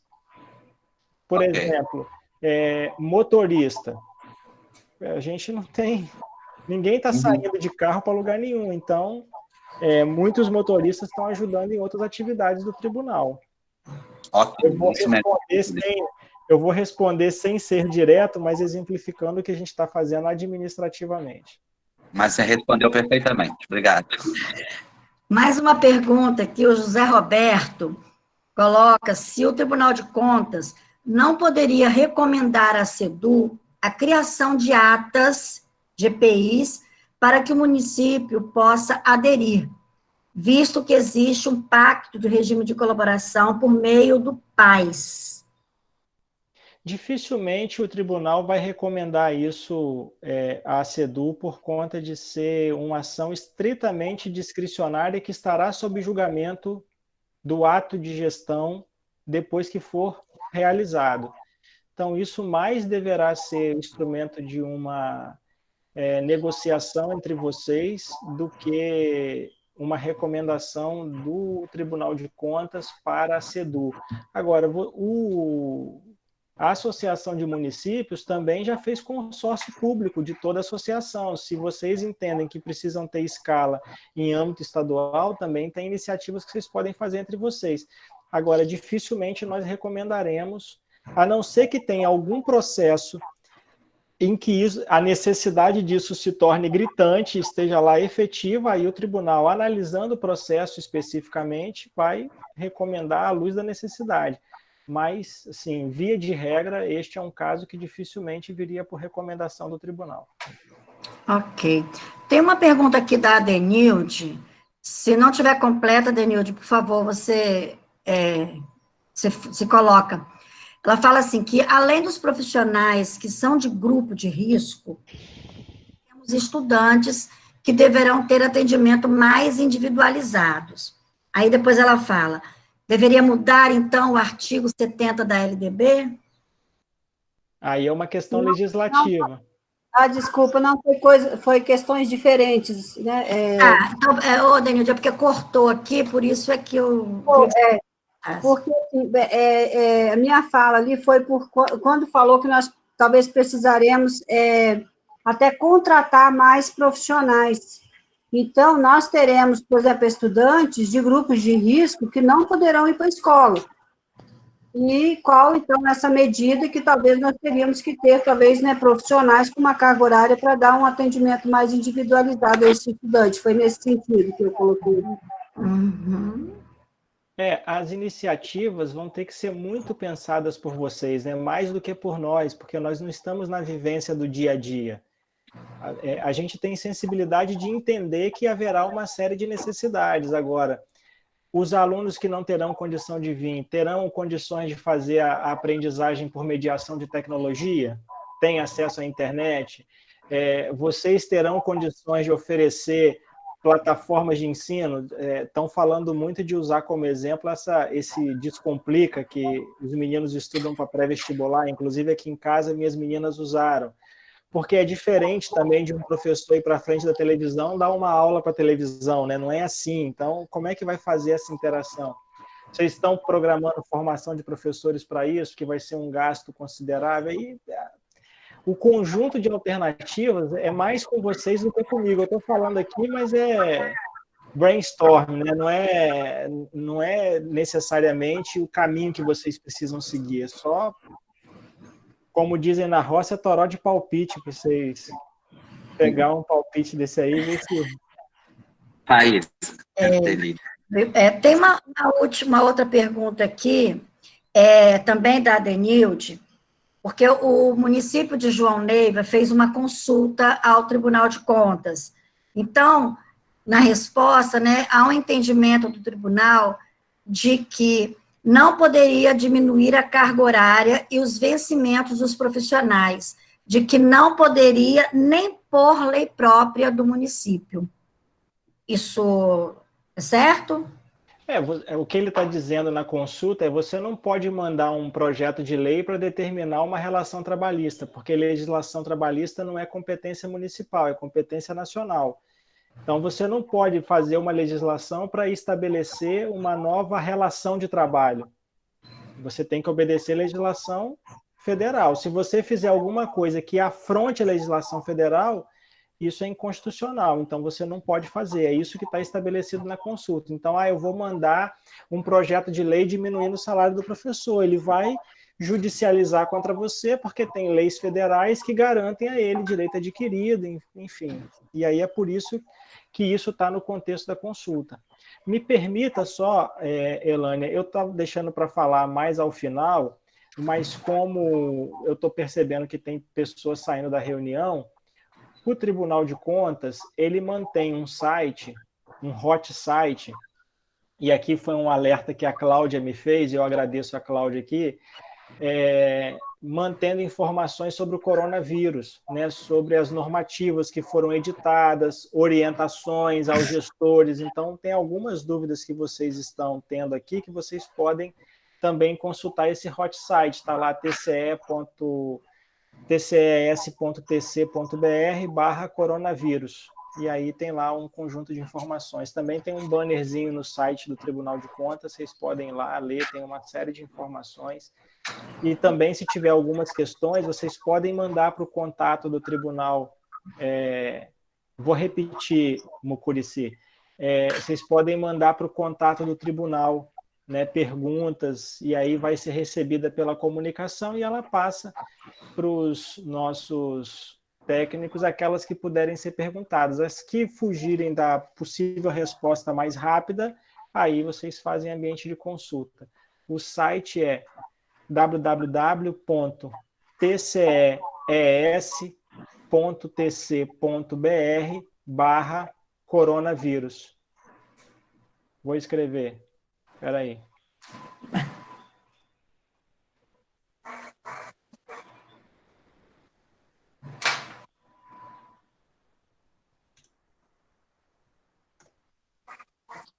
Deixa eu até testar para ver se foi certo. Está redirecionando, ok, deu certo. É esse mesmo. Ok. Está escrito aí. Não tem nenhuma pergunta aqui, mas eu gostaria de fazer duas perguntas. Não sei se alguém, né, faria. Com relação aos kits da merenda escolar. A gente acompanhou aí, durante um tempo, os secretários todos preocupados e com dificuldade de fazer esses kits por conta de recurso, e kits que iam por um caminho de atender alunos ou pelo Bolsa Família, ou CadÚnico, enfim. Só que os municípios estão recebendo do Ministério Público Local a cobrança de que tem que distribuir para todos os alunos. E a gente sabe que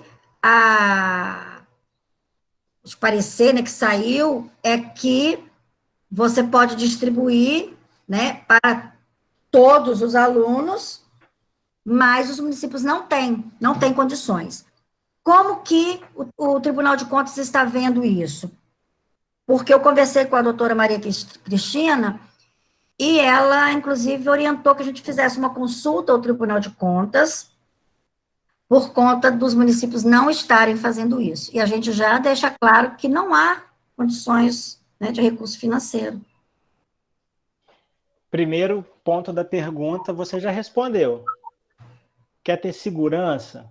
Faz consulta. Inclusive, consulta sobre questões relacionadas a esse novo normal, Vilmar, que vocês estiverem pensando, assim, mantenha um diálogo mais próximo com o Tribunal de Contas, porque eu observo, quando a gente chega a conversar o Tribunal de Contas com gestores, ele já conversou com todo mundo, só não conversou com o Tribunal de Contas. A gente vai ficando para o final da fila e, de repente, muitas respostas podem ser encontradas conversando com o Tribunal de Contas. E eu não estou falando com conselheiro, não. Pode ser com conselheiro, pode ser com auditor, pode ser por meio de consulta, que aí você vai conversar com um plenário inteiro. Então, a primeira parte, então, consulta que você tem garantia. Agora, Ministério Público, cada um é uma jurisdição, né? Nós temos o Ministério Público junto ao Tribunal de Contas, que é outro, diferente desse que a doutora Maria Cristina representa, né? Aliás, é o mesmo Ministério Público, mas tem uma ligação administrativa e uma atuação jurisdicional diferente. Mas, assim, o que eu estava dizendo para a Adriana sobre isso, eu acho que não há nenhuma dificuldade na descompartimentalização do olhar dos beneficiários. Pior do que você não entregar para todo mundo é você entregar para um 2 vezes. Né? Porque você pode estar entregando para quem não precisa ou entregando para quem precisa o dobro do que ele precisa. O excesso também é um problema, né? Então, é importante que vocês consultem para ter certeza, para ter condições para ter segurança da decisão de vocês. Mas, eu repito, descompartimentalizar pode ser uma boa saída, porque vocês não precisam dar conta de tudo sozinho, é o que eu estava dizendo, né? Vocês, onde que o recurso da merenda, ele não dá para os alunos merendarem no dia a dia normal. Os municípios já aportam uma quantidade de recurso imensa. Para alimentar as famílias dos alunos, a gente pedir algo além da capacidade das unidades gestoras de educação. Não é razoável, a meu ver. Né? Elane. Você quer falar, Vilmar? Não, Rogério. Pode falar, Rogério. Primeiro, agradecer ao Undime, né, por intermediar esse encontro com o Rodrigo. Agradecer ao Rodrigo a disponibilidade de estar tirando nossas dúvidas. São muitas, Rodrigo, mas acho que algumas já vão sendo solucionadas. Uma dúvida que eu tenho é que alguns municípios terão que fazer processos seletivos para a volta às aulas. Né? E tem uma recomendação, eu até respondi ao Tribunal de Contas, sobre a questão de ter provas para processo seletivo. Nesse período que a gente está de pandemia, haveria possibilidade de fazer esses processos seletivos sem prova? Ou poderia ser feito através, incluindo a consulta que o Vilmar vai fazer também, essa questão? Melhor, eu não consigo te responder essa pergunta. Objetivamente, eu não consigo te responder. Porque vão ser analisadas várias nuances, e aí elas precisam estar colocadas processualmente para a gente poder analisar uma a uma delas. Tá certo, Rogério? Infelizmente. Mas, como eu disse, estabeleça o diálogo, faça a consulta. É importante para a gente que vocês mantenham um diálogo aberto, seja neste movimento formal, seja quando receberem um auditor. Eu quero insistir muito nisso, porque nós tivemos uma experiência o ano passado em que nós fomos muito bem recebidos pelas secretarias de educação, eu estava presente, mas é muito importante que, quando um auditor chegar, vocês consigam tratar com ele informações. De repente, vocês gostariam que nós colhêssemos uma informação que nós não sabemos que é importante para vocês. Se vocês nos disserem, pela vivência cotidiana, será muito bom para a gente, porque nós faremos aprendizado coletivo, nós faremos aprendizado juntos. Então, estamos totalmente à disposição para isso. Né? E fiquem à vontade. Desculpa, Rogério, por não ter conseguido ser mais objetivo com você e dar a resposta que você precisava. Não, mas tem o caminho, mas o caminho está aí. Até alguém colocou no grupo aí a sugestão de fazer essa consulta via Undime, que aí englobaria todas as questões e dúvidas dos secretários numa consulta só. Né, Vilmar? Nós estaremos verificando essa possibilidade, e eu já até tinha dialogado alguma coisa com a Elânia, já conversei isso com a presidência nacional. Nós vamos estar vendo isso, porque a única dificuldade da Undime, digamos, mas eu não sei se necessitaria disso também, seria no sentido que a Undime Espírito Santo, ela não dispõe de um jurídico, né? Então, nós precisamos só fazer essa avaliação aí, ok? Mas nós vamos estar dando os encaminhamentos. Gente, eu quero agradecer. Vilmar, só para responder, você precisa de parecer jurídico, tá? Então, talvez ter o município fazendo possa ser mais efetivo, que senão não tem requisito de admissibilidade da consulta. Então o Rodrigo já respondeu para a gente, né? Porque a Undime, Espírito Santo, ela não dispõe de assessoria jurídica. Eu já fiz um pedido a nível nacional para ver se o jurídico da nacional daria esse suporte para a gente, mas eu não obtive resposta ainda, né? Rodrigo, eu quero te agradecer mais uma vez a sua disponibilidade, né? Nós estamos encaminhando para o final, dizer, né, você já colocou isso para a gente, para mim especificamente, várias vezes, da importância desse diálogo e dessa sua abertura, né, para com a Undime, o seu carinho para com os dirigentes municipais de educação, e que foi aqui posto por vários dirigentes também o reconhecimento e o agradecimento à sua pessoa. Gostaríamos de agradecer também a equipe do Tribunal de Contas que está aí com você, que você já mencionou, né? E dizer dessa importância, que foram 2 horas de diálogos significativos para a gente. As nossas angústias são muitas, você pôde perceber, e da mesma proporção os nossos desafios, né? E tenho certeza que esse diálogo, ele vai continuar, né? Ou em outros momentos, tá? Nós vamos dialogar com os secretários da melhor forma possível para fazer essas consultas, né? De repente, um município faz uma linha, um outro faz outra, e a gente vai conseguindo agregar valor para todos, né? Agradecer a todos os dirigentes que estiveram presentes, aos técnicos das secretarias, aos procuradores ou membros do jurídico das prefeituras, né? Dizer que nós estamos aí para contribuir. Não é fácil, tá? Mas vamos seguir em frente, né? É porque eu também tenho uma outra reunião agora e eu acredito que nosso diálogo já foi muito frutífero nessa tarde. Suas considerações finais, Rodrigo. Vilmar, antes das considerações do Rodrigo, rapidinho, só queria passar para os secretários que a Undime vai retornar a partir do dia 22 de junho com os workshops que nós fizemos o ano passado regionalmente, nós agora vamos fazer virtual. Então, vão receber todo o cronograma em breve. Contamos com a participação de todos vocês, divulgando na rede de cada um, tá? Rodrigo, por favor. Eu quero agradecer imensamente, dizer que nós estamos sempre à disposição. O Tribunal de Contas do Espírito Santo, ele tem muito compromisso com o resultado da ação governamental no exercício do controle externo. Então, a gente quer fazer um controle concomitante. Então, muito obrigado a vocês. A gente está aqui para servir ao povo do Espírito Santo. Se eu puder fazer um pedido a vocês, muito encarecido, quando o nosso Tribunal de Contas, por meio dos nossos auditores, encaminharem qualquer tipo de levantamento a vocês, por favor, tenham muito zelo, porque essa informação ela será base para a tomada de decisões nossas na fiscalização e na definição de que auditorias nós vamos fazer, e de vocês também, porque nós vamos retornar todas as informações para vocês. Porque nós queremos ser esse produtor de informação que permite a vocês a melhor tomada de decisão. Como eu disse, nós estamos aprendendo juntos. Então, para não mais me alongar e permitir que vocês participem da reunião de vocês, das outras reuniões que tem, muito obrigado, sempre à disposição, no espírito de servidão, porque nós estamos aqui todos juntos no mesmo barco, querendo servir ao povo do Espírito Santo.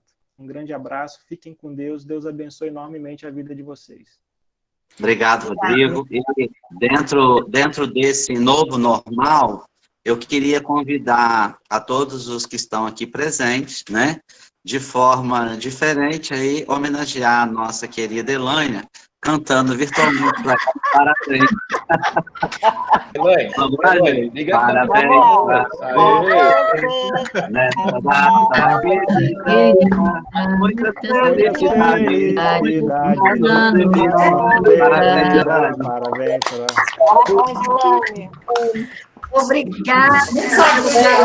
Parabéns. Obrigada por fazerem parte da minha vida. Eu sou muito feliz por trabalhar com vocês. O que eu faço é por amor. Amo vocês de coração. Ele não está maduro, ele não tem... abraço. A gente foca no WhatsApp seu, Helene. Gente, deixa eu só corrigir uma falha minha aqui também. Eu queria perguntar ao André, e ele gostaria de fazer uma fala também, André, você como vice-presidente da Undime, desculpa.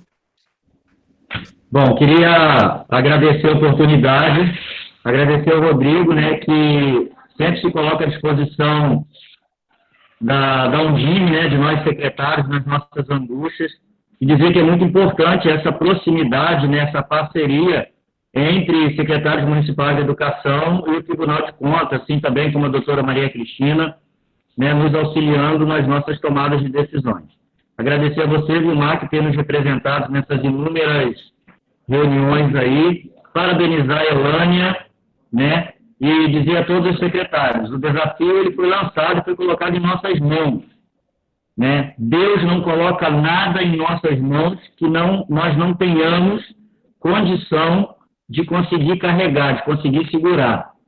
Se a pandemia chegou agora, você está no cargo de secretário, porque Deus quis que você ficasse nesse lugar para conseguir transpassar, ultrapassar toda essa tempestade.